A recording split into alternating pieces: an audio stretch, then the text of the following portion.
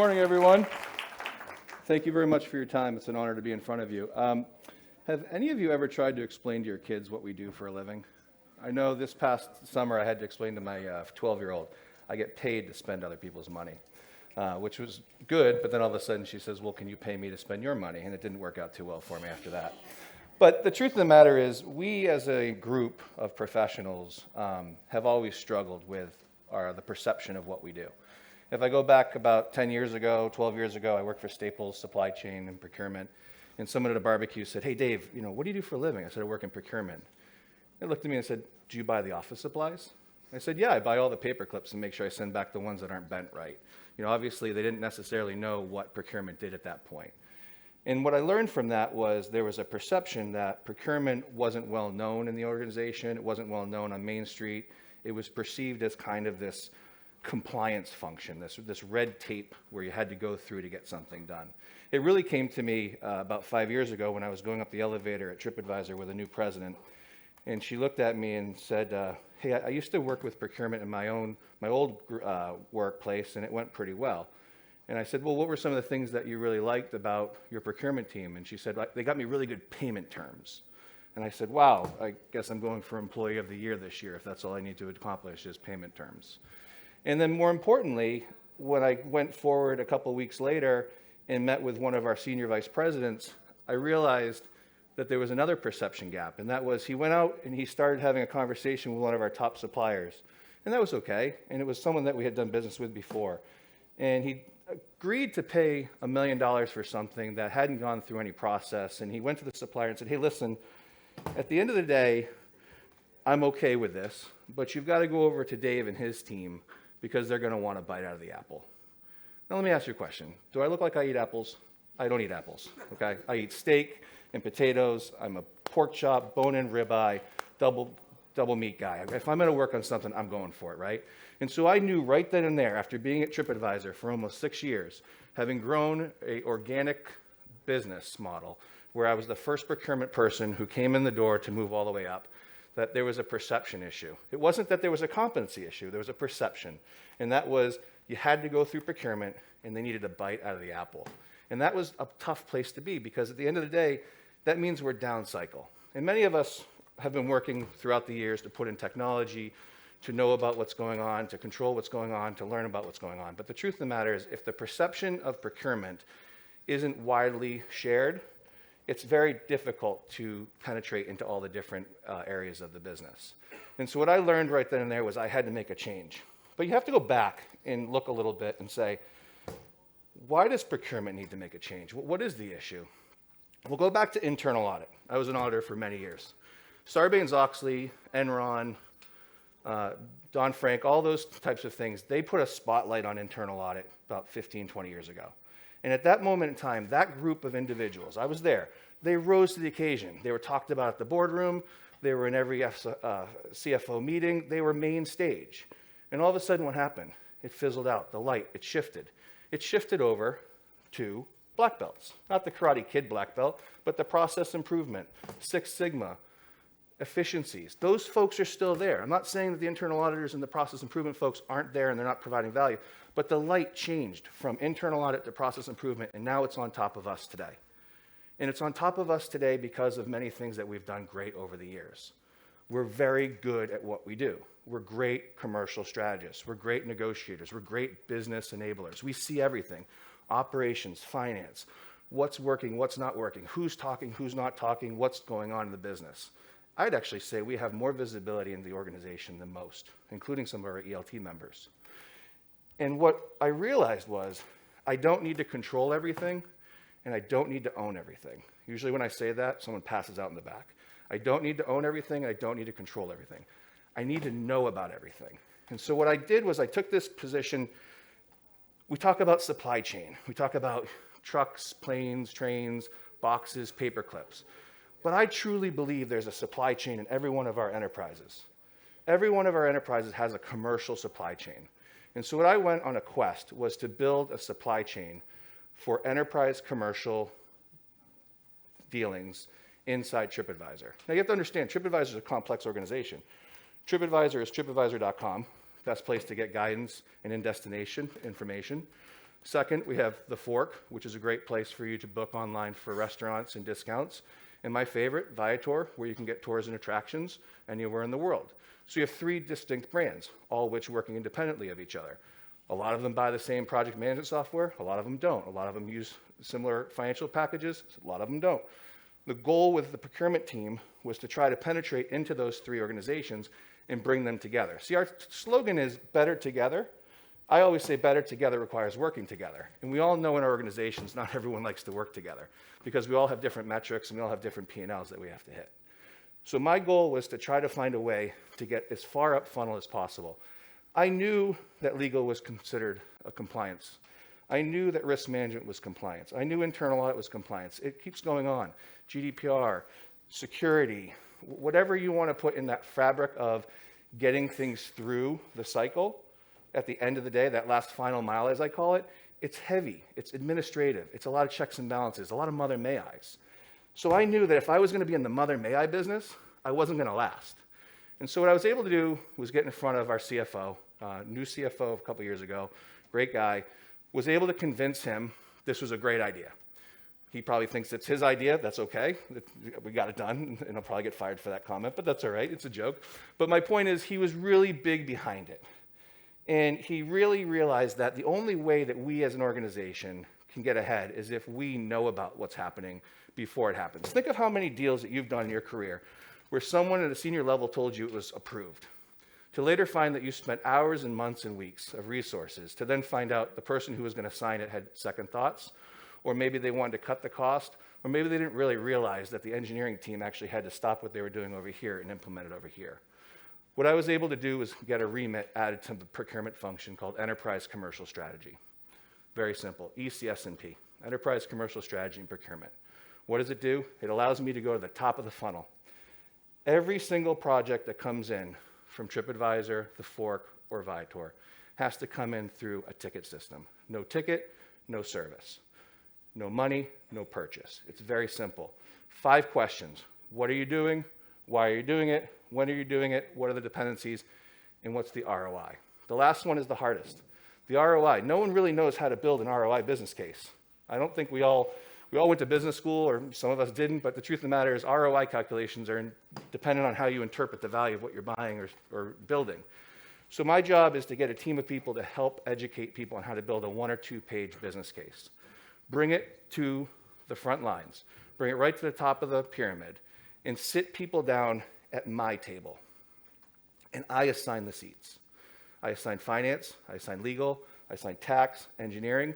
See, many of us have gone to so many cocktail parties where we said, oh, I'm trying to get a seat at the table. There's too many seats. There's too many tables. I don't have time to figure out what everyone's doing. I just need to know what you're doing. I don't need to control it or own it, but I likely will if it's material.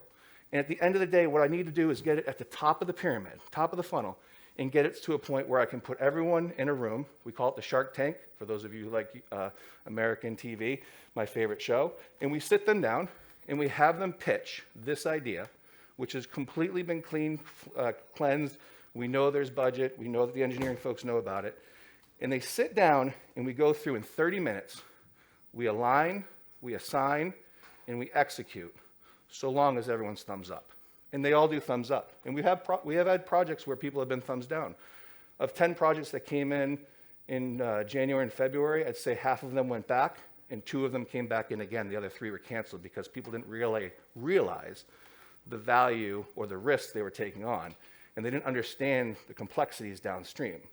See, in their world, they wanted what they wanted because their metric was to achieve something.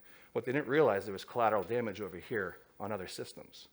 And so the more we can go up into the top funnel, enterprise commercial strategy, call it a buzzword, I don't care, bring it up top, get up top here so you can facilitate, you can align, you can assign and execute, the better off you will. When that comes through ECS, the next ticket goes immediately to procurement. And procurement's in the room, by the way. They're part of the team.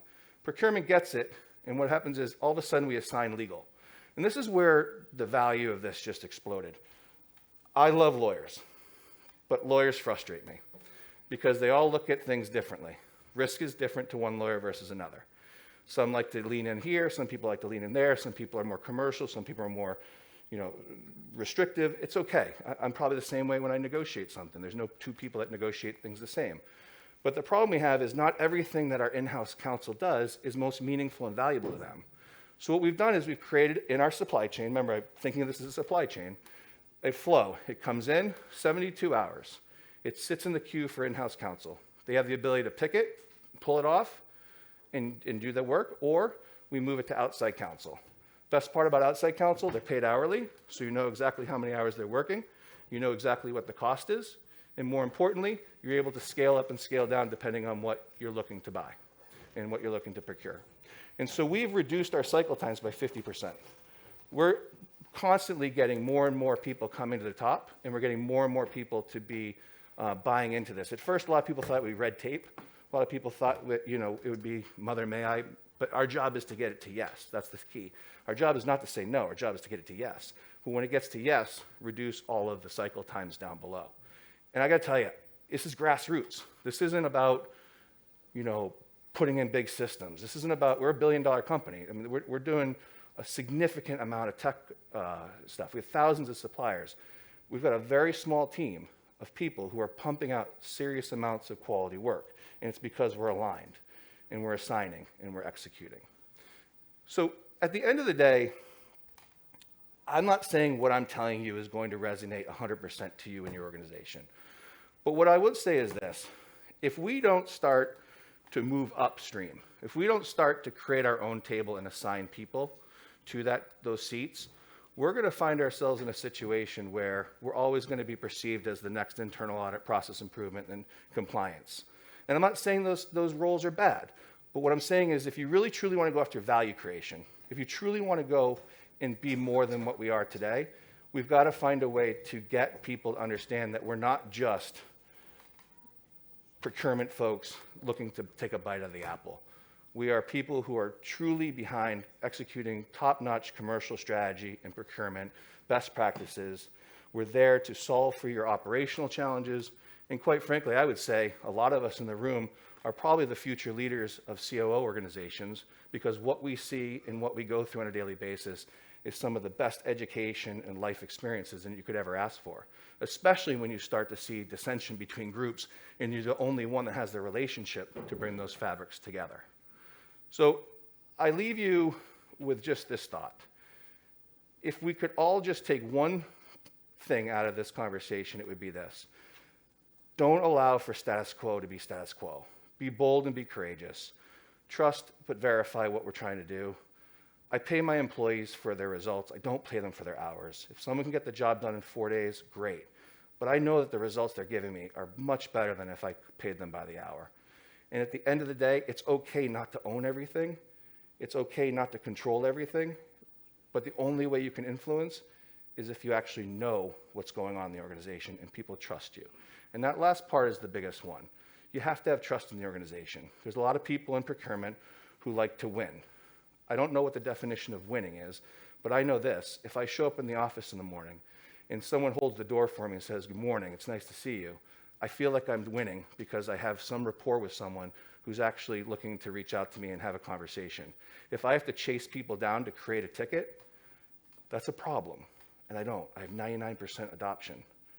And I have a throughput that's 60, 70% more efficient in many categories than ever. And I have a CSAT score of 4.95.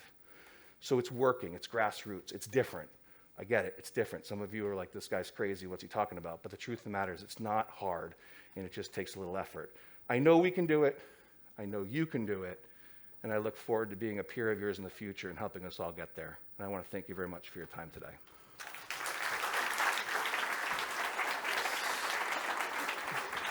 Dave, thank you very much. Align, assign, execute. I want that on a mug or a T-shirt, probably for day 2. So if anyone could print that out for me, I'll create a ticket. It'll be fine. Do we have any questions from the room for Dave immediately? Are there any hands? If not, I know there's a follow-up I have. There are no immediate questions I saw. My one question, though, is along the lines of there's organisational change there, not accepting the status quo. If you've heard that today, whether as part of the virtual audience or in the room, you like the sound of it, what do you do on day 1? How do you get that ball rolling? The key on day 1 is getting people to realize that you're not there to cause more red tape. there's a lot of folks who, we all know the people that come in the front door a month or 2 months or 3 months out, right? And then we have the person who comes in the side door at the last minute and tries to buck everyone off, and you try to do that, right? The goal of this is to try to get out in front of the business so that as early as they know they're going to do something, you can start helping them. So that helps reduce that churn of who's more important than the next person. But secondly, what you have to do is in that first interaction, in marketing was probably one of my toughest customers of this year. They came in with like 4 projects overnight, and they're like, we need them done by 30 days because we're launching. And I said, okay, well, that's not fair, but we'll do our best. And we got them done, not in 30 days. One maybe was 20, one was 40, one was 60, one was 90 for the right reasons. But they came back to us and said, wow, that actually was more efficient and easier than we've ever had with procurement before, because we got out in front of all the stumbling blocks that we typically see late in the innings. If it be legal, if it be risk, if it be finance not knowing exactly what they're signing up for, budgets changing. So it's really a matter of just making sure that you educate people that you're there to be their champion, but you're also there to be the no when no needs to be said before it goes to yes. Fantastic. Be bold. It's tough. Absolutely. Oh, if I'll just get a microphone to the back quickly, just so we can hear it on the stream. Just bear with me a moment. If we could pass that down, please. Thank you. Thank you. I'm probably loud enough anyway without this. What advice would you give suppliers engaging with that new model? How's the best way for us to get in? That's a great question. Actually, I had a conversation with a supplier last night about this. People need to in my opinion, people need to realize that procurement is a supplier's best friend. Now, that's not always true, because there are some folks in the procurement space who don't think of it that way. I personally think of myself as an enabler for the supplier. Think of it this way. I'm a salesperson on the other side. I have the money, I drop it on the table, and I ask you to do things for it. It's as simple as that. It's a great place to be. But the truth of the matter is, if I'm looking at having you do a bunch of things and I'm trying to pull the money away from you, then I'm counteracting what you're trying to do. You're trying to take my money and I'm trying to take your service. Procurement is in the best position to help sell what should be sold internally, but also help sell the sales team on the value of what we're willing to pay. To say that we're negotiating to reduce cost, yes, we're doing that. That's an inherent nature of what we do. But we truly do play a dual broker if we play it right. And the power of playing a dual broker, if the sales team trusts you, they're going to do things that they don't normally do for other people. And if you trust the sales team, I'm not sure I ever trust sales teams, but you know what I'm saying. If you trust someone in the sales team enough, you're willing to go to bat for them on your side. And if you play that broker, it's a win-win. And you know, if you look at my LinkedIn profile, you'll see something in there that I'm very proud of. I'm tough, but I'm fair. And I think if we take that mindset into the future, being tough but fair, we level up. We don't let ourselves be this control in the cog, but we actually take the whole thing and own it, and we try to build a supply chain where we're the supply chain leader for economic or enterprise commercial dealings. We're going to kill it. We're going to level up, and it's not hard. Trust me, when I started TripAdvisor, I was the first person. They never knew what a procurement person was, and they hired me, they say, because someone signed $1 million contract and no one knew about it. That was one brand. I did $2 million in negotiations, and we're $1 billion company. I have the entire company in 9 years. I'm not saying that's because of me. It's because of the team. The team I have is phenomenal. But the trust that the leadership team has in me and my team is not just something that they give out. You have to earn it, and you earn it through just continuously updating and continuously being bold and courageous. Okay. Dave Kern, thank you so much. Thank you. Really enjoyed your time Pleasure, today. folks. Thank you.